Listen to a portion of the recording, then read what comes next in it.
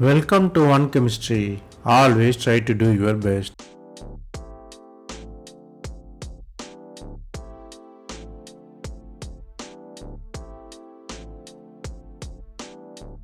Now, let us see about 100 concepts in organic chemistry.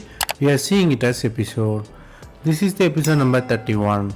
If you didn't watch previous episodes, I encourage you to go and see. Here, we solve 5 problems step by step. Stay tuned.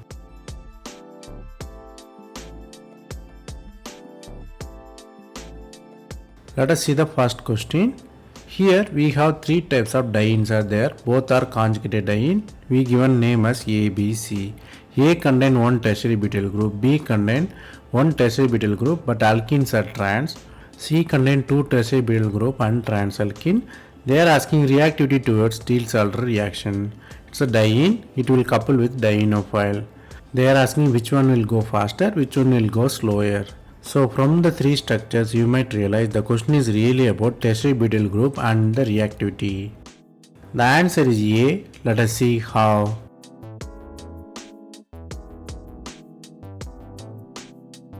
Here the problem hide in the plain sight.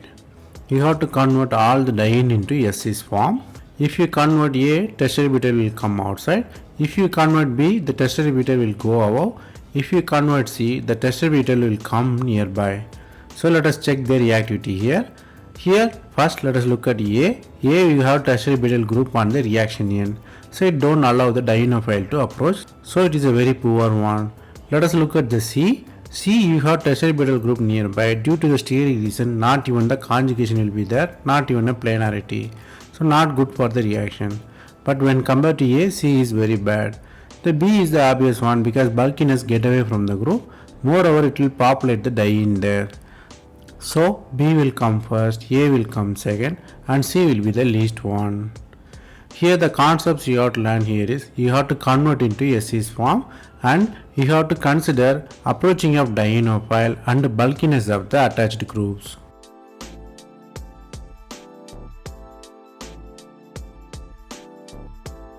Then let us see the next question. They are asking optical activity of 4 compounds. They given the cyclobutane with 2 methyl group. 2 methyl group can be in 1,2 position with syn and antipation, or it can be in 1 and 3 position with syn and antipation. So basically they are asking whether they are optically active or not. So from the 4 structures and question of optical activity, you might realize the question is about symmetry versus optical activity. The answer is D. Let us see how.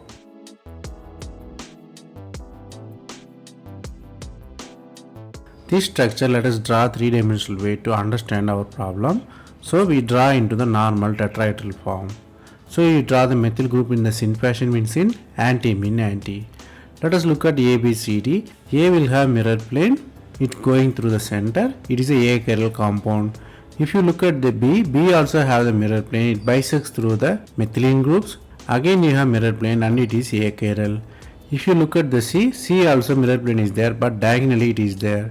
The top view is very easy, you can understand very nicely. So C also achiral. If you look at the D, there is no plane of symmetry, so definitely it will be chiral, it is optically active. Here the concepts you have to learn here is, for the chirality the molecule should not have any mirror plane inside. So if it is chiral, definitely it is optically active. If it is not chiral, definitely it is optically inactive.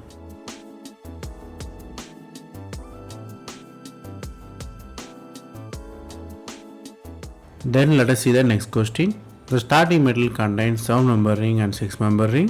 7-member ring is conjugated diene, 6-member ring contains disulfur there. Both are connected through double bond there. Then you have tetracyanoethylene and you are heating it up. Here you have cyclized product. Here they given the 4 choices, 3 plus 2 cycloaddition or not, or 4 plus 2 cycloaddition or not, or 6 plus 2 cycloaddition or not, or 8 plus 2 cycloaddition or not. Basically they are asking number of involving electron. So from the reaction and the possible answers you might realize the question is really about participating electron versus cycloaddition. The answer is D. Let us see how.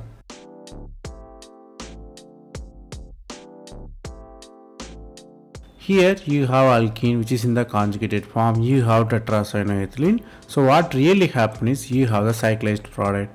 Since the system is conjugated, all electrons participate in the system. So if you count the electron, 8 plus 2 electron involved there, 8 electrons from A, 2 electrons from B. So 8 plus 2 cycloaddition there. Here I given numbering for your understanding. So finally the fused product obtained there. Here the concepts you outline here is whenever you have system in the conjugation, the maximum number of electron will participate based on its geometry. Here geometry is favorable for the electron transfer. So 8 plus 2 cycloaddition occurred here.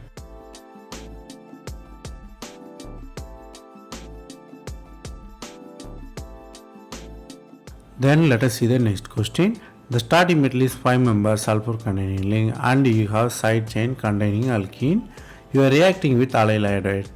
Final product you have 8-member ring with sulfur and side vinyl chain and you have alkene inside. They are asking what really happened inside, whether it is a Romberg-Backlund reaction or 2,3 sigmatropic rearrangement or 3,3 sigmatropic rearrangement or a Bummerer rearrangement. Basically they are asking what really happened during the mechanism. So from the reaction and possible 4 answers, you might realize the question is really about mechanism versus participating electrons. The answer is B. Let us see how.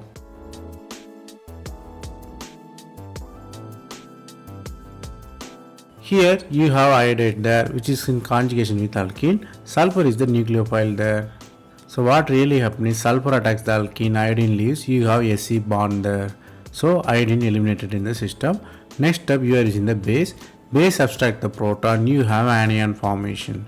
So you have anion formation, sidewise you have the double bond there. So there must be the possibility of cyclization. The anion donate the electron to form a ring and the alkene travels and the sulfur bond broken, you have cation quenching. Finally all the charges are quenched, you have new 8-member ring formation. Here I given numbering for very easy understanding. Start from sulfur it is 1 and second it has alkene chain.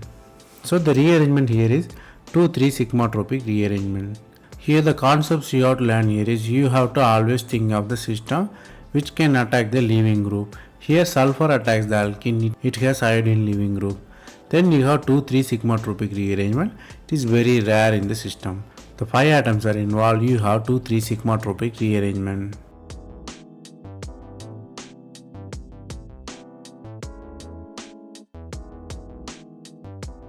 Then let us see the next question.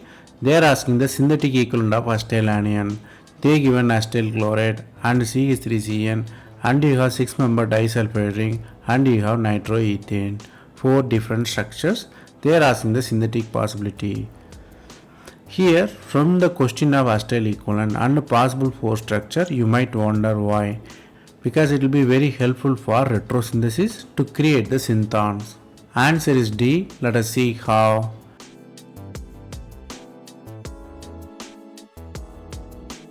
Here nitroethane is the equivalent for acetyl anion because it has same number of carbon atom and the charges, so it will be chosen as the one. Others are not equal to acetyl anion equivalent. Here anion is stabilized by nitro group there. Nitro group is electron withdrawing, it stabilizes the anion. So what is important about this? Because it is a cheap alternative for acetyl anion. So the answer is clearly D there.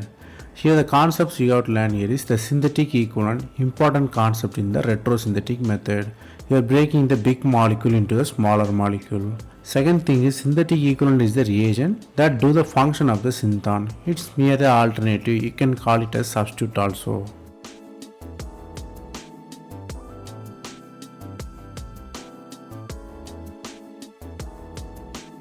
That's all from this episode. I hope it was easy. Thanks for watching.